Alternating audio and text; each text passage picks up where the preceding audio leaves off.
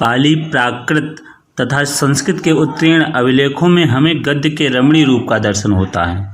अर्थात कहने का अभिप्राय है कि पाली प्राकृत और संस्कृत के उत्तीर्ण जो अभिलेख हैं, तीन चीज़ों के, कौन कौन, पाली प्राकृत तथा संस्कृत के उत्तीर्ण अभिलेखों में हमें गद्य के रमणीय रूप का दर्शन होते हैं।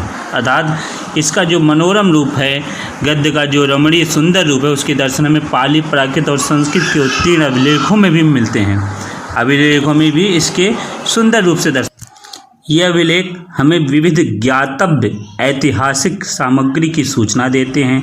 पश्चिम भारत के प्रसिद्ध क्षत्रप इंद्र रुद्रदामन के गिरनार स्थित शिलालेख। अर्थात देखिए, ये जो है पश्चिम के क्षत्रप रुद्रदामन गिरनार शिलालेख, ये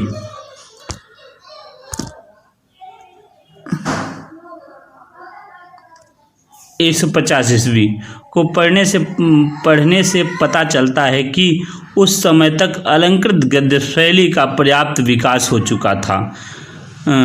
कविवर हरिसेन रचित समुद्रगुप्त काव्य की प्रशस्ति, देखिए यहाँ भी एक कविवर हरिसेन थे, ये देखिए इधर, ये कविवर हरिसेन रचित समुद्रगुप्त की प्रशस्ति, प्रयाग प्रशस्ति शिलाभिलेख इसे भी कहा जाता है। गद्य भाषा में ही प्रतीत होता है कि उस समय तक गद्य शैली का एक निश्चित रूप निखर चुका था, जिसमें दीर्घ समास योजना, भाषा अलंकरण एवं कथानक की कमनीयता आदि गुण दिखाई देते हैं। अभिजात गद्य काव्य की उत्पत्ति के विषय में हमारा ज्ञान सीमित है। अर्थात जो अभिजात है, ऐसा गद्य काव्य के विषय में ज्ञान हमारा सीमित है, अर्थात ज़्यादा हम कुछ नहीं जानते, जिसके आधार पर इसका उद्भव कब और कैसे हुआ या निश्चित रूप से कहना कठिन है। इस गद्य काव्य का सर्वप्रथम विकसित रूप में दर्शन, दंडी, बाण और सुबंधु की रचनाओं में मिलता है। अर्थात यदि हम कहें तो गद्य काव्य का सर्वप्रथम जो विकसित रूप है, देखिए जो विकसित रूप है, हमें उसके दर्शन दंडी, बाण और सुबंधु की रचनाओं में मिलते हैं। अर्थात हमें इनकी रचनाओं में व्यवस्थित रूप से इसके दर्शन मिलते हैं। इनके रूप के लेखकों तथा रचनाओं का इतिहास प्रायः ज्ञात सा है, पर इतना अवश्य कहा जा सकता है कि उस समय तक आख्यायिकाओं का निर्माण हो चुका था। दंडी ने कथा और आख्यायिका में कुछ भेद बताए हैं। किसमें? कथा और आख्यायिका। ये कथा और आख्यायिका ये काव्य की गद्य की विधाएं हैं। अर्थात काव्य की जो गद्य पद्य दो विधा होती हैं, भेद होते हैं, उसमें जो गद्य के जो विधाएं हैं उसमें कथा और आख्यायिका की गिनती होती है। ये हम लोग बाद में जानेंगे, और इस समय सिर्फ इतना जानें कि दंडी ने कथा और आख्यायिका में कुछ भेद बताए हैं, किंतु अंततः उन्होंने भी स्वयं कह दिया कि कथा और आख्यायिका में कोई महत्वपूर्ण भेद नहीं है। तत्कथाइकेत्योका जाति संज्ञा अंकिता।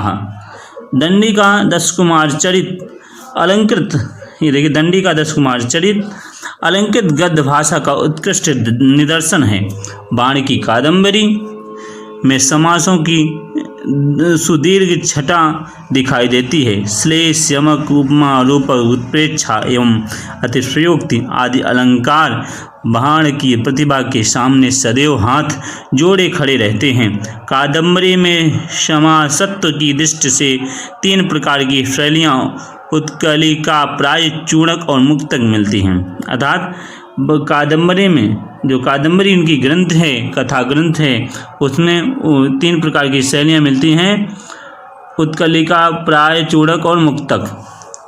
सुबंधु की वासुदत्ता में श्लेष प्रयोग अपना चरम अवसान भूमि में अधिष्ठित हो गया है। सुबंधु की वासुदत्ता एक रचना है जिसमें श्लेष प्रयोग उन्होंने अद्वितीय श्लेष का प्रयोग किया है।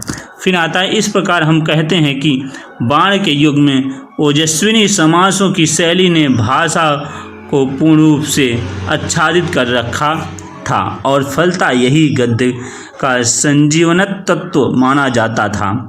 ओजा समास भूयस्ति में तद गद्यस्य जीवितम। काव्यदर्श में ऐसा कहा गया है, ओजा समास भूयस्तो में तद गद्यस्य जीवितम। काव्यदर्श में ऐसा दंडी ने कहा है अपने काव्यदर्श में। ये पंक्ति कही है जो अत्यंत सुंदर पंक्ति है। तो उसके बाद शास्त्रीय ऐसे ही युग में प्राचीन सूक्त भी प्रचलित है। गद्यम कवि नाम निकसम वदंती।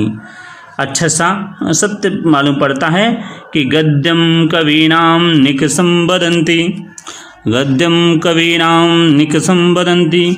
शास्त्रीय गद्य के विषय में पहले ही कहा जा चुका है कि भारतीय दर्शन के सभी प्रस्थानों की आधार भूमि सूत्र रूप में ही प्रस्तुत कर दी गई है। अपने वर्तमान स्वरूप में विद्यमान सांख्य सूत्र एक सांख्य सूत्र है, परवर्ती काल में निबद्ध हो सकते हैं, किंतु न्याय, वैशेषिक, योग और मीमांसा और वेदांत के सूत्र ग्रंथ पर्याप्त रूप से प्राचीन काल की रचनाएं हैं। मीमांसा सूत्रों में शबर भाष्य, न्याय सूत्रों पर वात्स्यायन भाष्य और वेदांत सूत्रों पर शंकर भाष्य अत्यंत प्रसिद्ध है। ये सभी भाष्य ग्रंथ लौकिक शास्त्रीय गद्य के नमूने हैं, जिनके गद्य शैली नितांत परिभाषित तथा वैज्ञानिक है। न्याय शास्त्र के विख्यात आचार्य जयंत भट्ट, ये जयंत भट्ट न्याय शास्त्र के प्रसिद्ध आचार्य हैं। इन्होंने न्याय मंजरी लिखा। न्याय दर्शन का एक प्रमाणित ग्रंथ है। प्रायः कादम्बरी आदि गद्य काव्यों में भी नगण्य रूप में पद्यों का प्रयोग मिलता है, किंतु चंपू काव्य में गद्य एवं पद्य का समान रूप से प्रयोग होता है। शास्त्रीय गद्य के बाद साहित्य शास्त्रीय गद्य का प्रयोग दर्शन हमें भरत के नाट्य शास्त्र में होता है। नाट्य शास्त्र के वार्तिकों, टीकाओं एवं अलंकार शास्त्र के कुछ ग्रंथों में वृत्तियों एवं टीकाओं के रूप में गद्य का प्रयोग हुआ है। इस प्रकार राजशेखर के समय तक साहित्य शास्त्रीय गद्य भाषा रूप प्रतिष्ठित हो चुका था।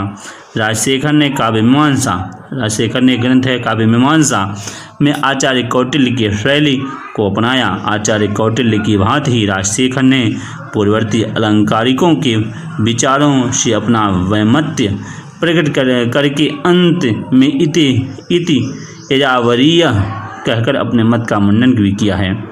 वर्तमान युग में भी ऐसे सर्वगुण मंडित गद्य काव्यों का प्रणयन हुआ है। इसी से सिद्ध होता है कि संस्कृत भारती की सर्जना शक्ति का कोष अक्षय है, अर्थात कभी नष्ट होने वाला नहीं है। इसके उपास्य से हृदय विद्वानों का उत्साह अजेय है, अर्थात उनका उत्साह अजय है। जिसको कभी जीता ना जा सके उसे अजय कहते हैं, और जिसका क्षय न हो, अर्थात जो विनष्ट न हो, अच्छे कोष कहलाता है। तो इस तरह हम कक्षा 10 की पुस्तक में जो संस्कृत साहित्य का इतिहास एक भूमिका के तौर पे दिया गया था, उसको हम लोग ने पढ़ा। ये साधारण रूप से जानने की बातें हैं, क्योंकि हम लोग भाषा के छात्र हैं, इसलिए हमें भाषा यदि पढ़ें तो उसका इतिहास भी हमें जानना नितांत आवश्यक होता है। इस वीडियो में इतना ही। शीघ्र ही नए पाठ 1 के साथ मिलते हैं। तब तक के लिए महादेवाय नमः।